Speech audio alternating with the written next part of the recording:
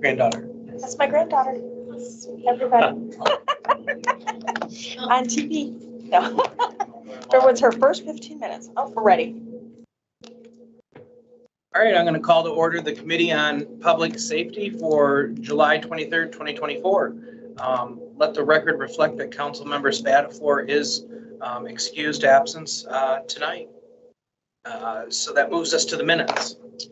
I move to accept the July 9th, 2024 minutes as presented. We have a proper motion in place. Is there any further discussion? Hearing none. All those in favor say aye. Aye. Opposed? Passes 2-0. All right, and we'll move on to discussion action items. Sorry. Public comment. I'm jumping ahead of myself. Is there anyone here from the public that would like to speak? If your item is on the discussion action, you'll be able to speak at that time on that specific item. Joe? Joe Neller from SimTop Management.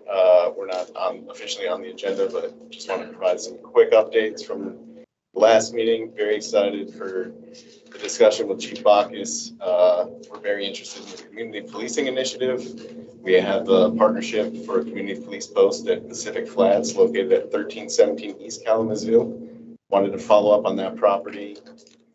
An electrician has been engaged to do a lighting plan. So there will be exterior lighting added. All of the focus had shifted to getting the property at 2222 West Holmes done. I said at the last meeting that there would be an inspection last week. That didn't happen due to some old permits from contractors that were no longer on the job that needed to be closed. I was told before walking into this meeting, all of those permit issues have been resolved.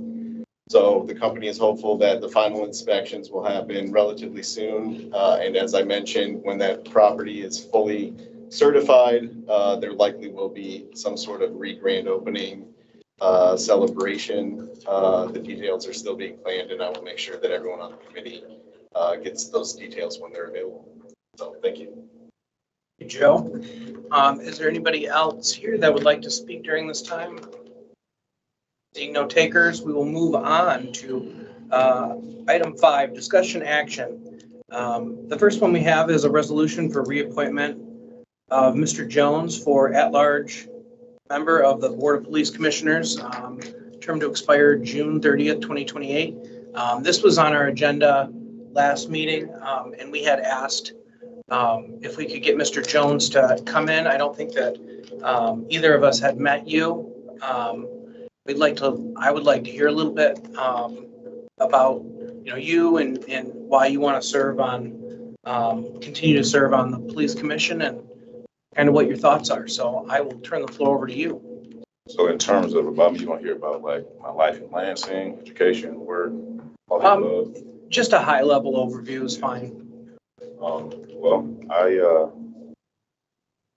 went to Lansing Sexton High School. Graduated in 1996, attended Northwood University, both undergrad and postgraduate studies. I've been a mentor and coach in the Lansing area for a little over 20 years. Currently coach at Lansing High School. I am Director of Finance at Sutton Advisors PLC, which is a legal investment firm. Currently serve on CATL, the Capital District Library Board, trustees, as chairperson of that board. And married, have 4 children.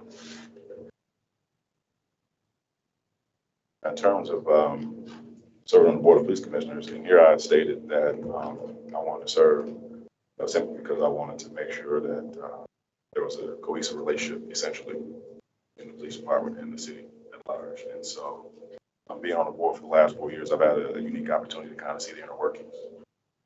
For lack of a better term, see how the sausage is made, right? And so I'm at least happy to say that some of the issues that exist within communities, some of the lack of transparency that individuals assume exists within the department, I'm happy to report the fact that some of those things just aren't accurate as it relates to the Lansing Police Department. Okay? And so, and I don't say to say that because I'm starving to be on the Board of Police Commission. It's just a fact. Okay. And I know there are plenty of individuals who may want to serve in the same capacity that would do just as good, if not a better job than I do, right? And so at the end of the day, my interest still lies in ensuring that there's an equal relationship between the department and the community. And just to continue to watch and see how things are adjudicated as it relates to, first, our complaint committee, but then, again, the relationship with the department.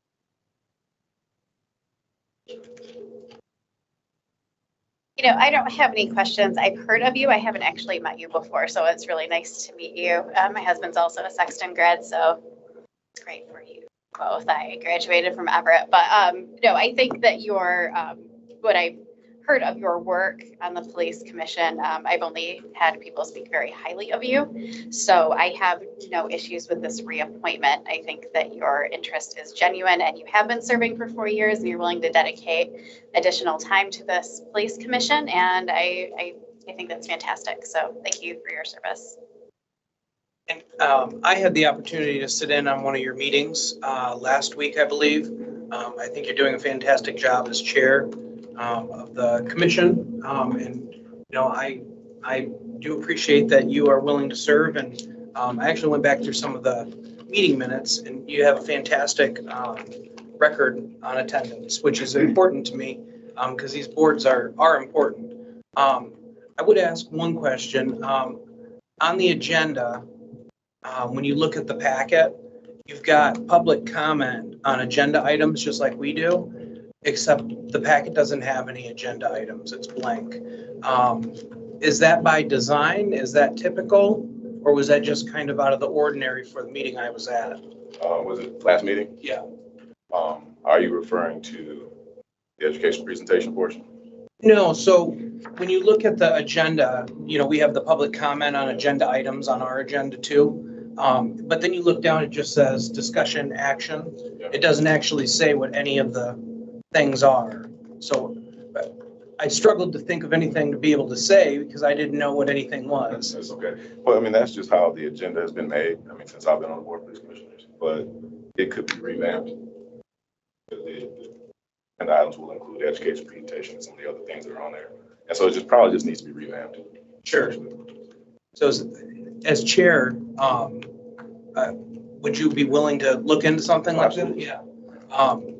You know, you pull up the packet for like this meeting and all of our information is available. I think it would be, because, you know, you mentioned transparency and that's important, I think, to both of us. I think it would, you know, make more sense, right, if people could see some of the those that are going to be discussed. So I appreciate that your willingness to look into that. So I don't have any other questions. Those were my questions. Yeah, no, I have no further questions. All right, then. And before I make my motion, can I clarify how to pronounce your first name as a DA? Okay, I move the resolution of reappointment of DA Jones as an at-large member for the Board of Police Commissioners, term to expire June 30th, 2028. We have a proper motion in place. Is there any further discussion? Seeing and hearing none, all those in favor say aye. Aye. Opposed? Passes 2-0. You don't have to come to the city council meeting. It'll be 8:12. 8:12, so can't read upside down. That's okay. 8:12. You're welcome to come to the meeting, but I believe this will probably be on the consent agenda just because it's reappointment. So I appreciate you coming today and taking time out of your day to meet both of us. For sure. Yep, thank you, sir. All right, so we're going to move on to item C, discussion. The newly appointed LPD Chief Backus. I will start by saying I have had several interactions in my 2 years here with Chief Backus. He has been the go-to guy to get stuff done. He is an incredible public servant, in my opinion. And that's not just because I run into him at Michigan State hockey games, though that's a bonus. I read that you went from, I think, patrol all the way up to where you're at now, which is incredible. So with that said, I would like actually you to, I'm kind of talking about your biography. Perhaps we could hear a little bit from you. Sure. So first of all, thanks for inviting me here. I appreciate having the opportunity to speak to you. Just a little bit about my background, how I got here. I actually was in a volunteer program that I was referred to from my high school for people that were interested in law enforcement. And that's probably the sole reason why I got hired as a cadet. So I was at Michigan State University and I interviewed and was brought on as a cadet. And then that led to a police sponsorship and then starting working here full time after going to the academy. So as typical, we go through a number of different assignments. So yes, I did patrol, but I liked night shift and I liked working overnight. It was just a great group of people. And so I spent the majority of my time in a squad car on our night shift working the south end of Lansing. I just gravitated to that area. I was able to be selected for our Tri-County Metro Narcotics team, which is a state drug investigation team, which opened the door to what it means to collaborate with other groups and law enforcement around our area and how important it is to have strong ties and friendships and share resources. Following that, I started my promotions and I did some time in our internal affairs office, 2 years there. And so the idea that being selected for internal affairs, it's as much as you don't want the assignment, it's also a badge of honor with the idea that they trust you to investigate the complaints on your officers. Because at that point, you're stepping out of patrol and you really are, you have one foot in the department and you have one foot, you're advocating for the citizens. And so a lot of times, like what Mr. Jones will tell you is that when you actually get to hear people's complaints and then you see the police side of it, it's about bringing those two worlds together and learning how to explain why the police operate a certain way. At the same time, it's also with the understanding that our cops aren't perfect. So when they're not perfect, there needs to be some type of corrective action. And so stepping in that role as a sergeant, it really gives you a different sense of how this police department operates and what your responsibility is to everyone, both citizens and police department.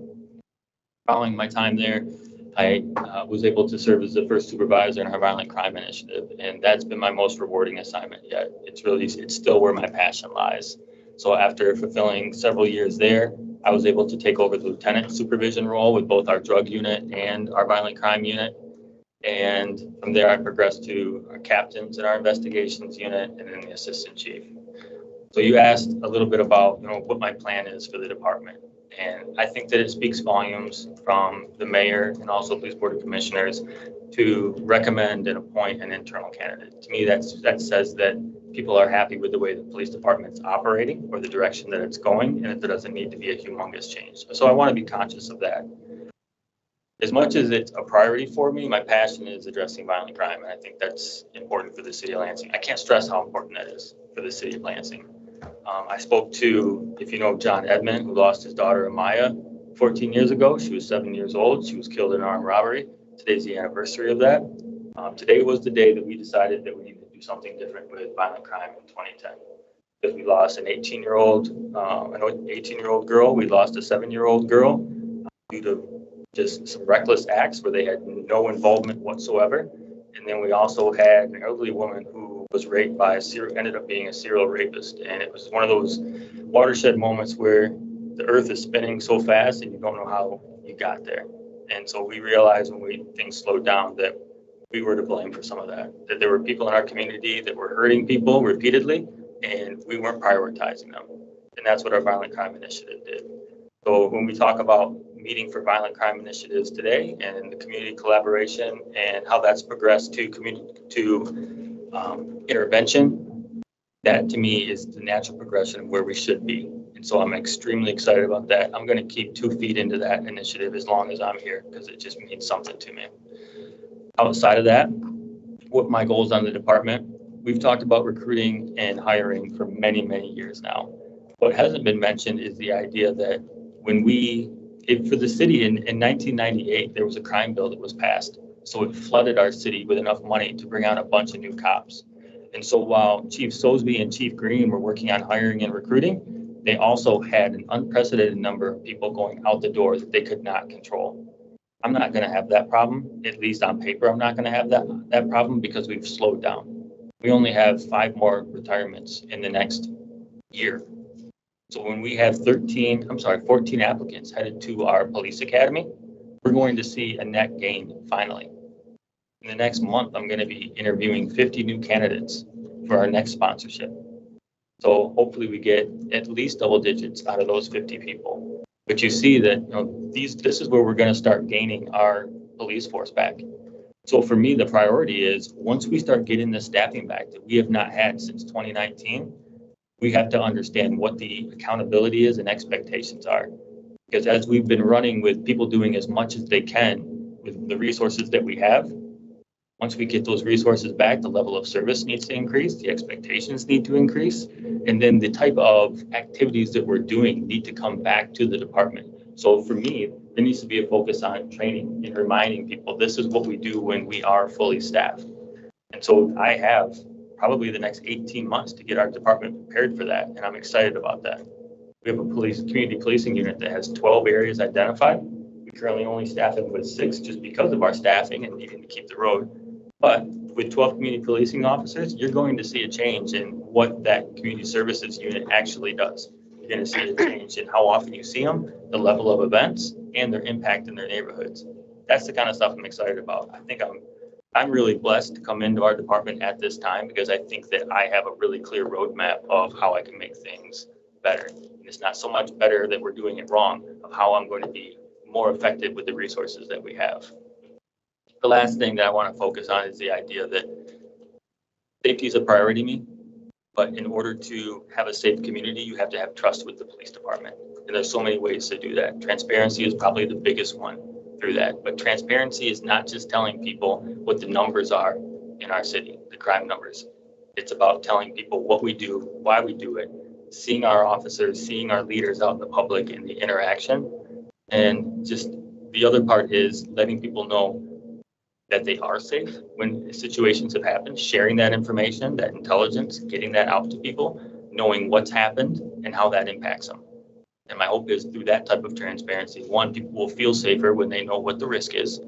And 2, they'll appreciate the idea that the police are being open and sharing as much as they possibly can. Outside of that, I guess the last thing I would just say is that I never saw myself in the beginning as wanting to be chief of police. But from the very beginning, I've always looked for opportunity for growth and opportunity where I thought that I could make a difference. So when Chief Soulsby allowed me to be the assistant chief, and finally when he decided that he would retire and I saw the opportunity, the idea that I could have a bigger impact in this department is what really excited me. So again, I want to thank you for inviting me in. Where do I start? Again, congratulations on your appointment and becoming chief of LPD. That's really great. I remember you from years and years ago when I was in a different career, and you would bring in police reports into a prosecutor's office, and I just recall the integrity that you worked with back then. Fast forward to now, and you are in this position, and I firmly believe in everything that you have just said. And I also believe that you will carry out everything that you have just said to the best that you can. So that's all very exciting. Having worked in the legal community and understanding kind of not only how the court system works, but those relationships. I mean, you mentioned collaboration with other law enforcement agencies. You have to collaborate with the different, prosecutors, offices, the courts, treatments. I mean, there's so much that goes into your role. And I think you have a very good grasp on what you are doing and what your vision is. And so I'm very happy to hear that. I can say that if I have a question, you have responded. And I appreciate that. You always have an open line of communication. And so I just think that's fantastic. I don't have any questions, but congratulations. And I'm happy to see you in this role. Thank you, ma'am. And I would love to echo what Councilmember Pennabanaglu said. I have, even when you were gone on vacation this weekend, I think you called me on the phone to discuss an ongoing issue that we're trying to get resolution on. I appreciate it. I also appreciate that you mentioned building trust with the community. I know that is a tough part of the job, right, is building that bridge. My dad is retired sheriff department, corrections officer. So I understand the justice system and, the difficulties of the job. And I appreciate the fact that you kept mentioning and referencing accountability and expectations. I think that's important. That you're going to set the bar to a pretty high standard, especially with being able to have, more officers than we've had in the last several years. Because, I'm sure you hear it every day and we do too, the speeding, we don't ever see police in our neighborhood. And it sounds like you're ready to tackle those issues that we keep hearing when we have, a much bigger force than we do now, where we actually have staff to be able to do those things. Because I know that's definitely been one of the struggles, right, is, trying to catch speeders, things like that, when you're running from fire to fire with the staff that you have. And then I was curious on those CPOs, once the 12 positions are filled, would you consider expanding those numbers? So I think that when you look at what CPOs are, you have to look at balance what areas you put them in. Sometimes we designate CPO areas because they're a community that they're a tightly knit community and they want that police officer present as part of their view of safety. We have other CPO areas where the officer is needed because of the amount of crime. And so I have to look at those different areas and balance, because if you're looking at it from the standpoint of adding a police officer to a specific area where you have an increase in abundance of crime, that's a force multiplier. If I'm looking at adding a CPO area where it's more or less the request of a very, again, tightly knit community who says we would like our own police officer, I have to balance that, because that would be my second priority as opposed to the places that need police response and visibility. Sure. And I guess that question was more towards, for example, Baker Denora has a CPO, but they don't travel across the street to Fab Acres and cover that area. So I guess a better way to put that would be, either adding more CPOs or maybe expanding or adding neighborhoods to the current CPOs as we get staff up. I know with Fabulous Acres that they have issues. There's issues in just that general few block radius. So I do appreciate at least, being open to the idea and looking at it, because I understand what you're saying with we would just like to have an officer versus where it's really needed. And a lot of these neighborhoods appreciate the CPOs. I mean, when I talk to folks, that's the first thing they mention is, I know the CPO in the neighborhood. And I saw it firsthand with a situation over on the east side that the CPO and I think Sergeant Bruce, I think I'm saying it right. Royst came to a meeting of 25 neighbors and sat there for an hour and a half, listening to their concerns and taking their concerns. So I appreciate that, because that definitely builds trust in the community. So, Member Pennacotta, if you don't have anything else, No, I don't have anything further. Did you have anything to add? Thank you again. I appreciate you coming, Chief, and I look forward to what is to come. So, thank you very much. Thank you. All right. We're going to move on to item D, discussion. This was a referral from a resident on the bike paths on the recently reconstructed Michigan Avenue. So in our packet, it looks like they have, we've got some information on here. Do you want to come up to the table? You want to come up to the table as well?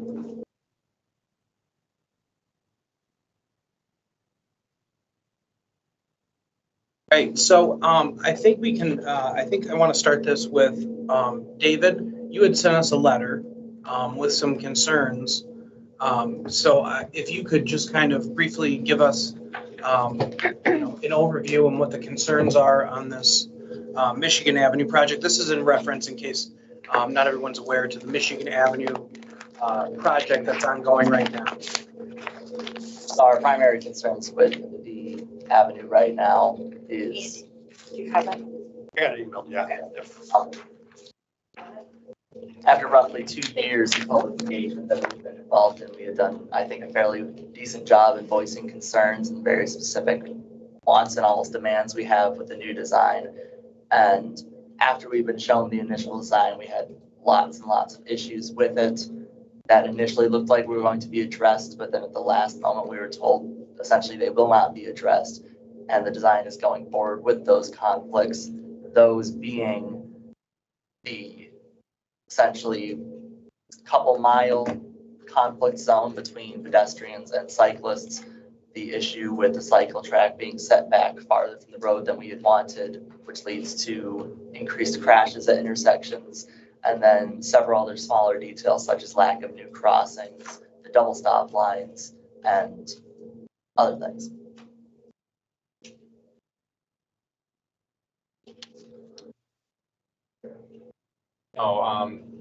Like I said, so I'm Nick Wykowski. Oh, I'm thank you. a resident in the south end of Lansing, but lived here for about 25 years. And I really did enjoy that Andy did engage the public multiple times. He met with us in the community setting, public settings, and then also at meetings with the League of Michigan Bicyclists as well. Through all that, we did work on quite a few designs. He did take a lot of our input. However, the final design as it's being constructed at the moment is lacking, and we're worried that it's going to cause some severe injuries, if not deaths, if it proceeds in the existing configuration today. So, and I see a picture in the packet here, but it looks like it was kind of taken at a weird angle because it looks.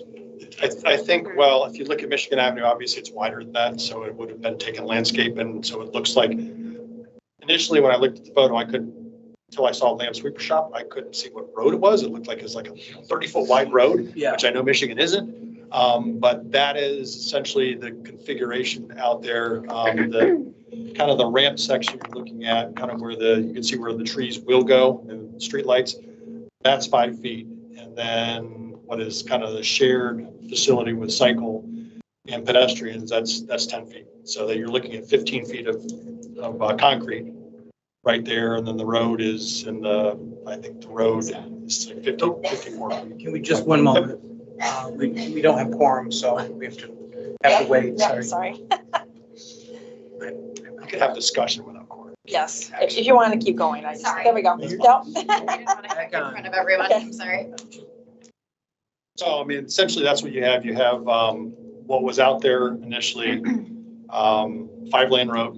And when we did traffic analysis, we found, we looked at 5 lanes, 3 lanes, and found that in the morning, we needed that second inbound lane. So that's why we're left with, well, not left with, but the design currently has 4 lanes. Some of them that are proposed here, that Mr. Ellis showed, have either parking eliminated on one side or have 3 travel lanes. I mean, the hope would be that if traffic volumes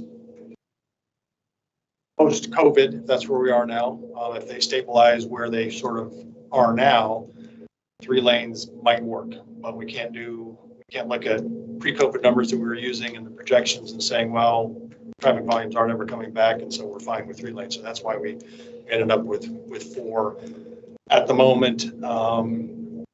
Also looking at the land use along the corridor, we want it to look more like, and we being the city and the master plan and everything, make it look more like the 2000 block or Scott Gillespie's 2 projects there that are higher. So we really want it to be more like 3 to 4 story buildings, which in that case would need some convenient on-street or convenient parking out front.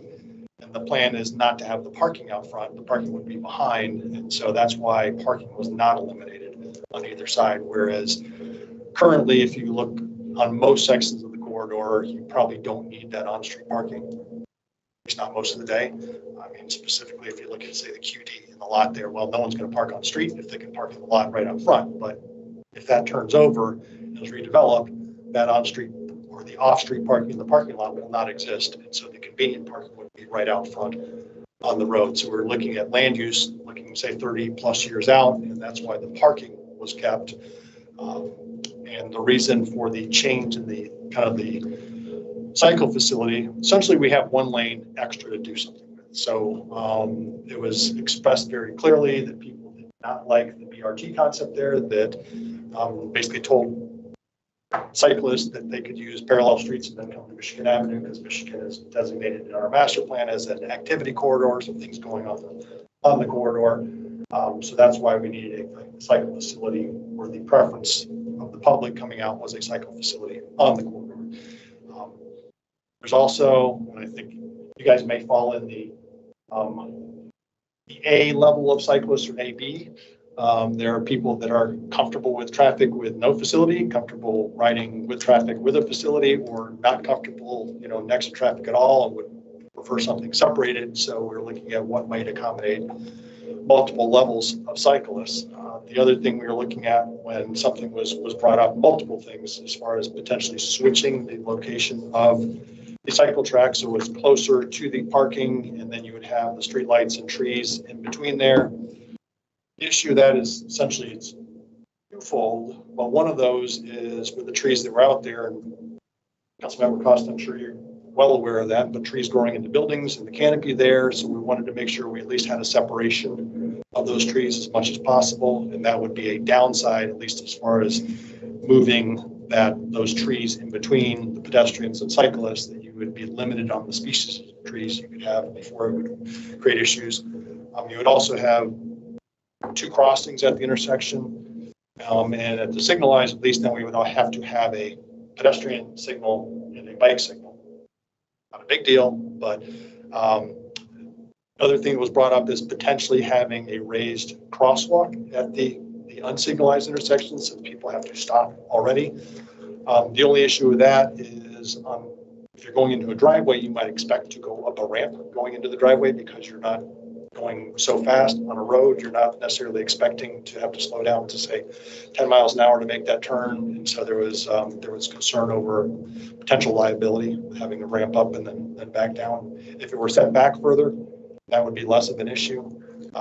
But those are all considerations going into this that were brought up, which honestly I thought were legitimate ideas. But then looking logistically, they were difficult. So the other issue with federal funding on a project is really, once that project goes forward, is that design, that's what's approved. And there's limited ways to change that once it's approved by MDOT, kind of acting as the overseer of the project for Federal Highway Administration with the federal. So we did make some design changes. We're still trying to figure out what we might be able to do to enhance them. Originally, this had different colored concrete for the bike facility and the sidewalk, and a 1-foot textured strip in between, so you could more easily differentiate between that. We had about $3 million in cost we had to remove from the project to be able to get it so it was fundable. And those were some of the things, as well as we had a kind of an additional gutter pan like Washington Avenue in Reotown, where the roadway, the parking is angled and it's concrete, and so you basically have curb and then you have a gutter pan there.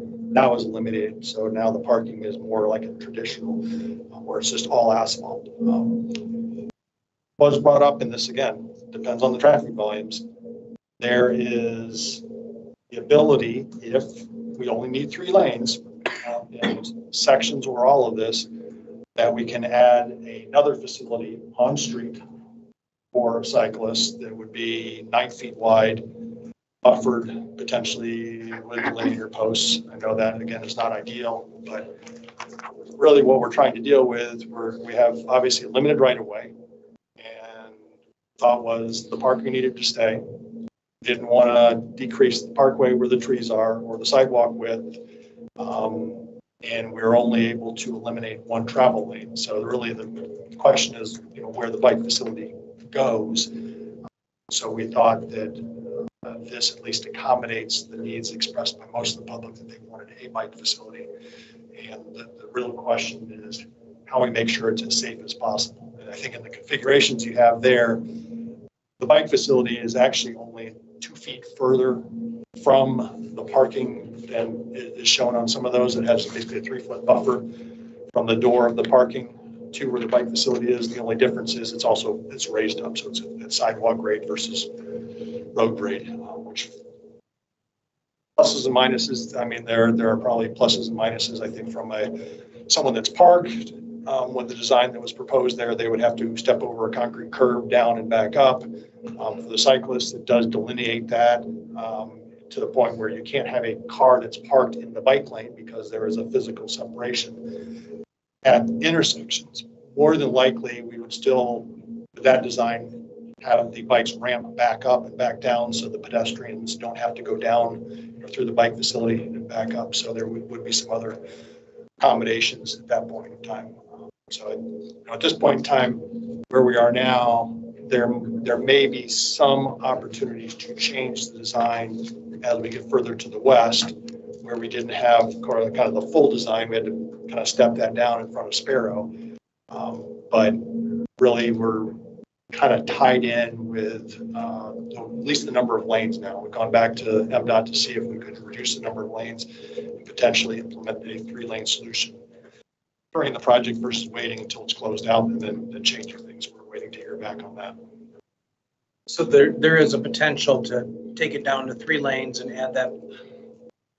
I believe that once the project, I'll say, is done, whatever that looks like, and that could be not completed, but if we have traffic volumes that we can show that we do not need that second westbound lane, then yes.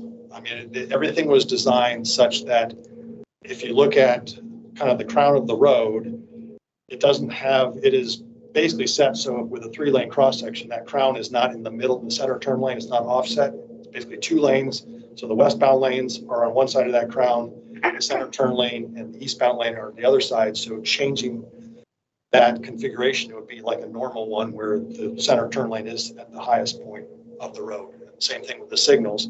They were set such that all we had to do is slide those signal heads over if we were to change it to 3 lanes. The reason we want to do it beforehand is because if you stripe it, then you have to grind the stripes off, and those don't come off perfectly. It's those dry marks. That's not ideal. So I think speaking for our office, our goal would be if we can get the approval to change that to 3 lanes, whether it's the entire stretch or at least up to maybe Sparrow-ish area, if that's still needed. Maybe you need a right turn lane onto Pennsylvania because that's busy enough. Then we would do that. But the main issue was the morning right at Marshall. That's probably because of both schools getting in at about the same time. So people taking kids to or students driving to school, being dropped off at that Michigan Marshall intersection. We had to have that extra lane. And then the question is, do you have 3 lanes?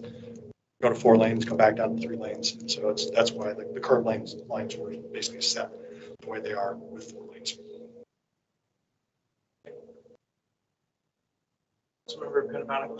Well, I'm sorry I had to step out a few times. I didn't want to hack in front of everyone here in this room, but did you mention at all if you have a projected completion time? Do you have a goal? Yeah, so it is the end of next construction season. Okay. So we get about halfway this year, and halfway next year. Don't know exactly where that's going to end up. I would say, maybe close to Marshall. They're about 2 weeks behind schedule right now, so it really depends on whether they can catch up or not. I also do not know right now if they would final pave one section because they're basically generally 3 layers of asphalt that are put in there. They would like to wait until construction's speeded up before final paving, because if we continue to run construction equipment across it, then you have, defects from that heavy truck traffic. So the goal would be that we wait until the end of the entire project, probably, to pave the whole thing. The only problem with that is then you have less asphalt, and you do the asphalt based on the traffic it's carrying, and so you might have some issues there. And you have drainage issues because your gutter pan for the drainage you're down like 1.5 inches there, so you have to put in special drains over the winter so things drain and you don't have ice on the road. So I don't know that 100%, but we might even be able to temporarily mark it for the winter so that we don't have to final stripe it until we can maybe get a decision from MDOT if that's the case. Mike, did you have any other questions? It's been a long day, David. Question as as in with the design? Yeah, and I think that, and I'm not sure, but I assume that you've been communicating with, He's been at multiple meetings, and we did have one at LMB where, you know, some other options were brought up. And I'll have to say, and I'm not going to speak myself as a cyclist, as all cyclists, but ideally, I would like to ride where traffic can see me best, as I think all cyclists would. There are different levels of cyclists. Like, I don't think regardless, you're probably going to, you might not take your kid on Michigan Avenue anyway, just because they're but in this design, at least for in the blocks, not talking about crossings, you are very separated from traffic. So the question is really the crossings themselves, how to make those as safe as possible. It was brought up the double stop bar. The only reason for that, honestly, was that some people, if they see one, they think they have to stay back there to look for traffic. And if there's cars parked, they can't see that well. So it was to say, yes, you stop here because this is the stop sign, because you need to stop before the sidewalk and the cycle track. And then you could pull forward to see traffic better before. But our intent was not to maintain the far sidewalk, only maintain the one at the stop sign, more for just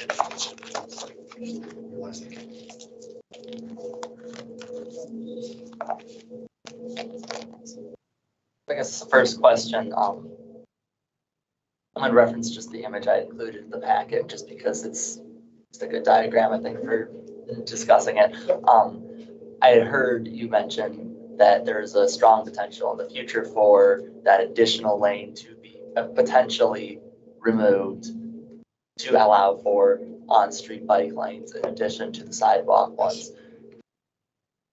My issue being, it's how we need this lane for the additional morning car traffic. This is a lane that we need for the cars. This is a car lane for cars.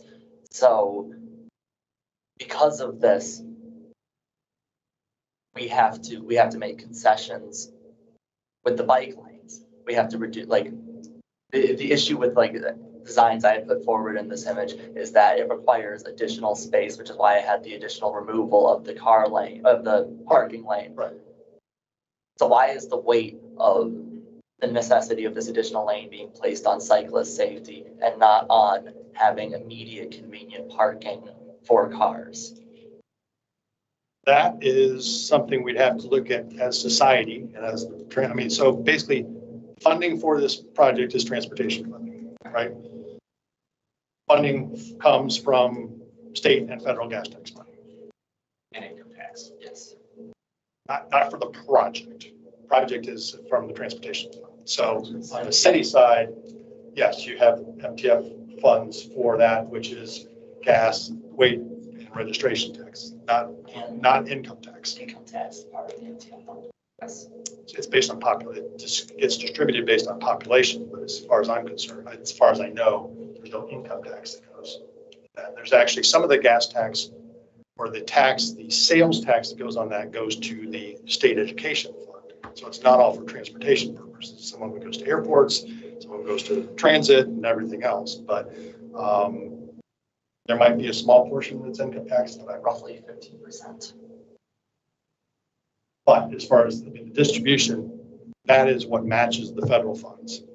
So you can use any eligible local funds. So we don't have to use our Act 51 funding for the match, but there is a minimum 20% match on the construction plus 100% of the engineering costs. So roughly 40% of the project generally is not federal funded, but the federal requirements on that, we have to demonstrate that the facility that we're putting forward will accommodate the traffic volumes, both existing and projected 25-year volumes for that. And that's just a federal requirement that the state is handing out. So you can ask, why doesn't it include a multimodal level of service that looks at both the level of service or comfort for pedestrians, cyclists, and vehicles, whether that is cars, trucks, buses, everything else. And that's a federal requirement.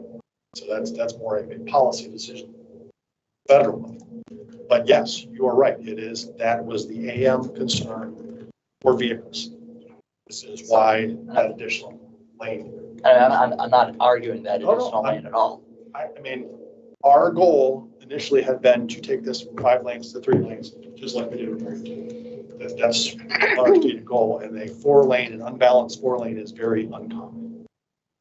So there are some folks that say, why'd you take away that eastbound lane? Because now we only have 1 lane, and now we have to wait behind the buses there. And it was fine the way it was. We didn't need X, Y, and Z things out there. So, yes, not knowing if we could have a bike facility on the street or a second one is something that is concerning. And I can't say right now if we can or can't. Michigan Avenue and overall traffic volumes in the region they've been flat overall since about 97. That was the peak of traffic volumes in the region.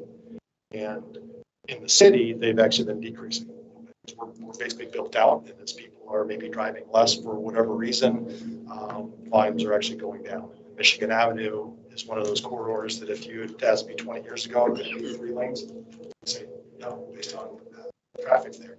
Now it's at the point where it's technically, yes, it's feasible.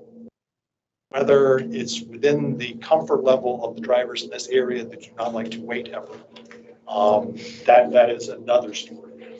But it would function okay. So my goal is to have a bike facility all the way down Michigan Avenue. Where the gap that is now in the boulevard section, that will be filled after this project it's done. And going past Pennsylvania, we asked for $5 million from the federal government to continue kind of a design down to the Capitol. We got 500,000. Well, we can't do that much with that, but it looks like we might be able to put a buffered bike lane, go from 5 lanes to 3 lanes west of Pennsylvania to Grand Avenue. Not with this project, but close following after that. So at least we would have a facility all the way down to Grand. At that point in time, traffic volumes drop way down. Oh, I still don't feel like my question was answered. I apologize, but because I had specifically asked about the parking lane. I understand the need for the second driving lane. I understand why that's something that must be maintained. That is going to happen. There will be that second driving lane. So why is the space for the second driving lane coming from what could be potentially my safety as a cyclist? For me, the parking, I understand wanting the city's plan and such to have accommodations for like the Gillespie properties on Block 2000.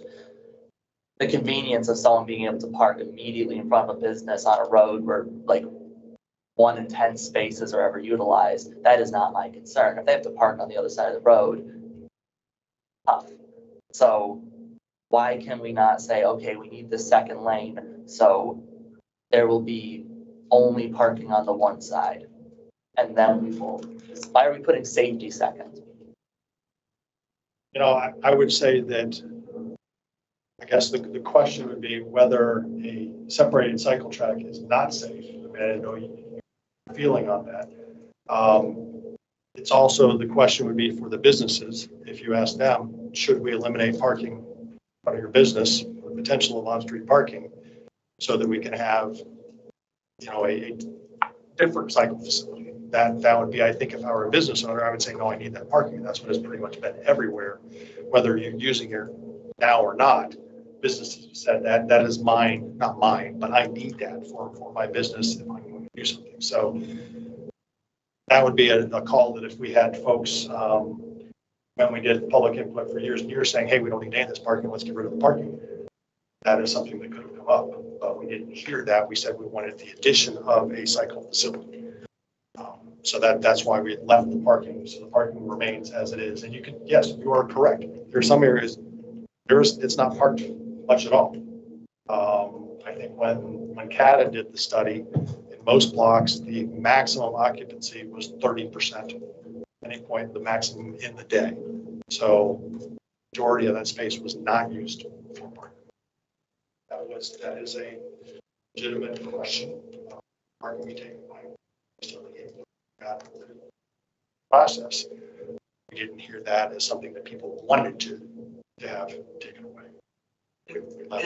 And I would just echo that, if we start taking parking away on Michigan Avenue, I have concerns about people that are disabled, and their ability to cross a street to get into a business. That would put them into a situation where they're crossing all the way across that road. That would be a concern. And I have seen examples of that separated lane with, I think DeWitt has it on DeWitt Road. It's 45 through there, and they've got they're like white Yeah, I mean, you can, things, and they've got the road separated. correct. And that is something that without parking, that's easy to do. With parking, it becomes a little more challenging because for cars to get in and out, you can't have those as tightly spaced. It is something that can be done with, striping's not going to keep a car from doing what it wants to do. And so having a physical separation, I think, is important.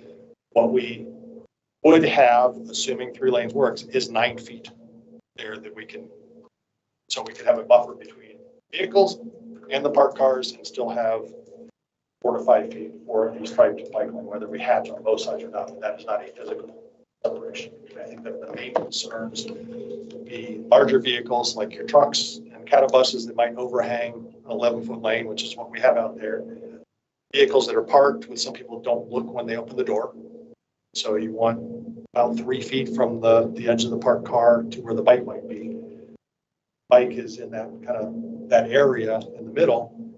They should be safe as long as people don't do other silly stuff, which we know sometimes do.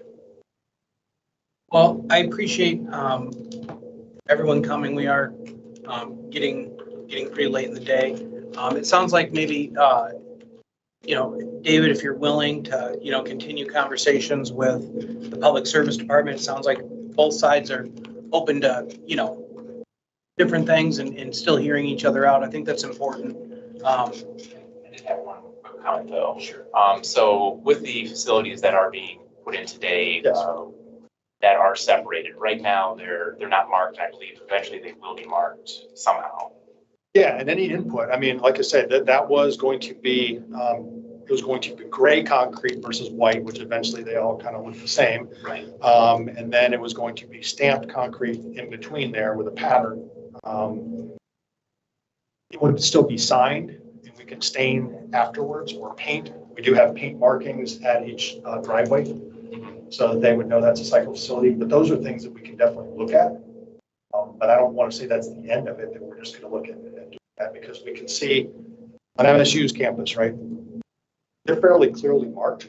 Yeah, That doesn't mean that people pay attention to that. So some I of that would is. say compliance is actually very high on campus. Okay. With the exception of like game days or days where it's the majority of the community met. Right. But during regular days, Okay. We use different types of concrete. We used asphalt versus actual sketch concrete. Right. And that does, I would say, a very high percentage of compliance there. And it lets people visually know that, where they are and they're not supposed to be. So we have painted, no walking signs and things like that in there. So all those are possibilities. Again, only the striping, the green striping at the driveways is in the contract right now. But those are things that can, plus signs, we're doing the signs ourselves outside the contract. So that those are things that can be looked at either within the project, or if it's more cost effective outside the project.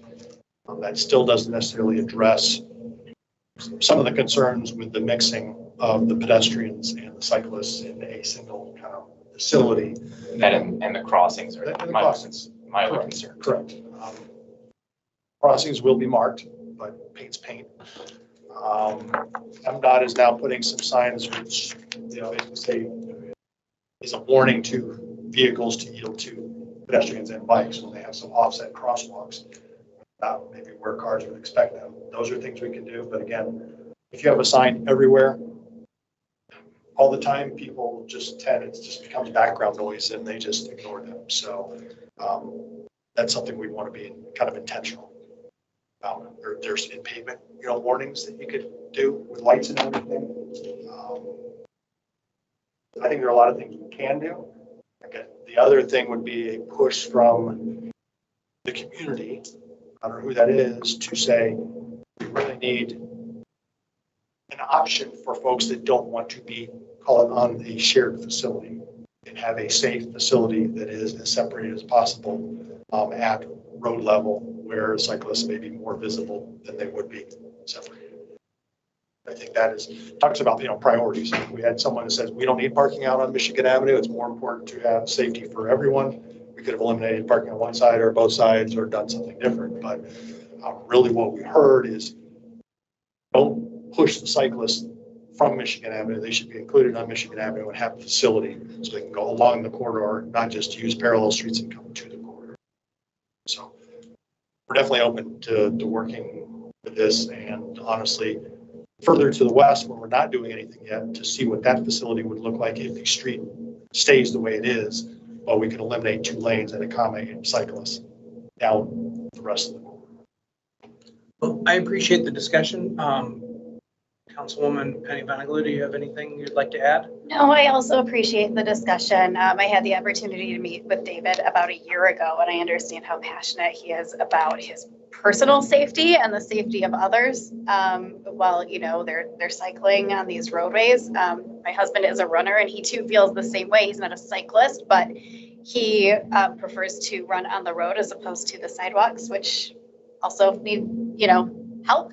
And so it's a priority to him to make sure that cars see him when he is in that area of a road. So I can certainly understand, why you're so passionate about this. It sounds like we are trying to come up with the best possible safety solution for the money is what I'm hearing. And I hope that we can work together to, kind of meet at least some of these items that have been brought forward.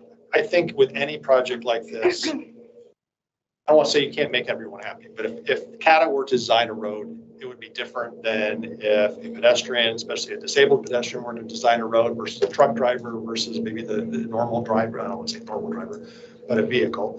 And so we're trying to cram all this stuff in here. And it's easier as you go east, where you have 200 feet of right of way to deal with or work with, whereas we have 99 feet. We have buildings that we want kind of right up close. And so we're kind of constrained there, which is something I'll put my plug, I won't say against form-based code, but that if we have limited right-of-way, it can look like it's public right-of-way, but the buildings could still be set back 5+ feet or so, so doors don't swing kind of into the right-of-way, and you don't have to worry about awnings in the right-of-way, or if people want to set a table out there still on private property, you're not kind of constraining that sidewalk area, and it actually expands the right-of-way versus kind of limiting it. So it's my plug there. You don't have to worry about foundations that are, into the right-of-way. So we have what we have out there with the existing buildings, and I think the hope is that just like we had when we had an investment in Old Town and Rio Town with road changes, that we'll have more investment along the corridor, and we'll see some changes in the buildings, more density there, and then more kind of activity, both foot traffic, cyclists, bus, and maybe people using the parking on street to get to businesses. I appreciate that. I think if we don't have anything else, we can go ahead and move on to the next item. And I would suggest, because it is 5 o'clock, I'm guessing that we are still probably on a little bit of a freeze because the demo board hasn't met. So I would, for the prudence of time and saying it's 5 o'clock, perhaps we should. Maybe do my updated list. Yeah, just get a quick update. And, yeah. So your normal reports included. So for the MSD, you're right. That list is the same as the last committee. We did a internal training with staff this past week with the city attorney's office. We're training the hearing officers this Thursday. And so assuming all of that goes well, we're still on track for those. Our scheduled hearing at the end of August. That's August 22nd. We're still considering potentially doing a hearing prior to that. Sorry.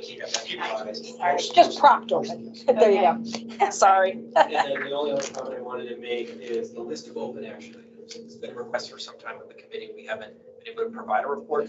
You've got a 34-page report. I will still tell you it's not fully baked because we're still going through our BSNA implementation and it hasn't been perfect. And so there's quite a few enforcements that are multi-year old, a couple or a handful of trash, grass and weed, whatnot, that are more than a year old. And so that's an outstanding question to BSNA, also internal staff, to make sure we're closing those out after they've complied.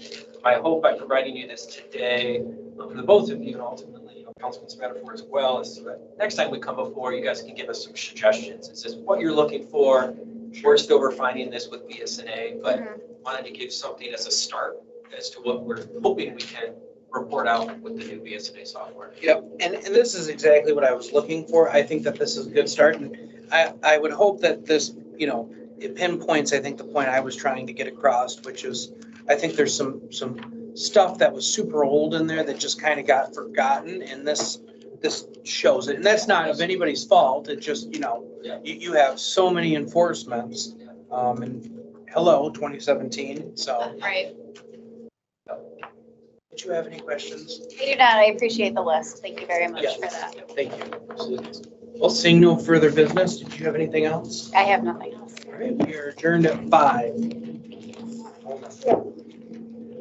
Thank you, everyone.